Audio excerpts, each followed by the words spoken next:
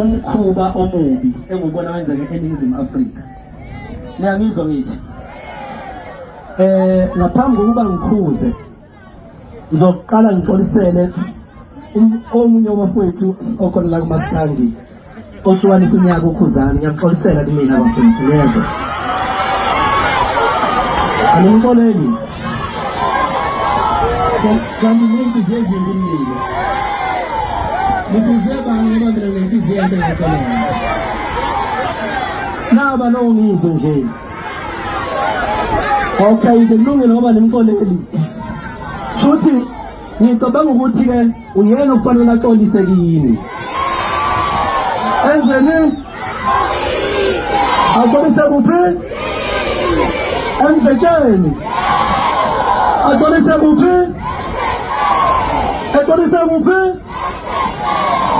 Ngokuthi wenzeni? Hayi cha, bafowethu ngiyangazi ukuthi ngumuntu esisoka angiphiwanga kakhulu iwawawo. Bengimxolisela naye futhi ngiyafisa ukuthi axolise kweNingizimu Afrika yonke ngoba yonke isemdletsheni. Awubheka abantu bangakanani, nazi imoto engena neyibona. Usangena ezinye ngithi niyabona. Ngicela nimxolele bafowethu, angazi ukuthi woneni kimi kodwa ngicela nimxolele noma ngabe wenzeni. Okay. Ebese bafowethu ngikhuza umkhubo omubi engubone wenziwa niwenza bafowethu. Ngiyazi ukuthi inhliziyo ayiphakela kodwa lo mkhuba lona wekani wokuthimisela imbowode nifuna ukunemba istage. Ngicela bafowethu unqamuke niyezwa.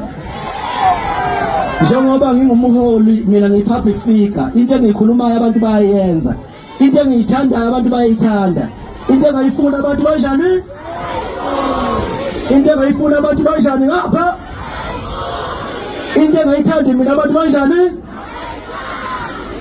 Ngiyacela bafowethu ukuthi sihloniphe lapha na enaniphosa khona amakani. Kwawukhona abahlonishwa babuntulo babungwezi okuyibona abasiqashayo ngoba nibona sivusa imizi yobaba nje. Ngicela ukuthi inhlonipho phambili bafowethu niyezwa. Ngicela lapha niphathe kahle nakweminye imicimbi manisuka la emdletsheni bengizonikhuza ngithi ngicela nimxolele. Ebese bafowethu naye futhi kumele axolise kimi. Akukho ukuthi kumele kwenzeke ngoba asikaze sixabane nampo ubhuti abakhona, asikaze sixabane futhi asilingani ke nje nangamandla. Lokhu okwenzeke namhlanje kuyakhombisa abaholi bamabala. Ngicabanga ukuthi laba abasiqashayo akaze ngicela uxhaso kubona, asixhasiwe ngoba nibona kunjena nje.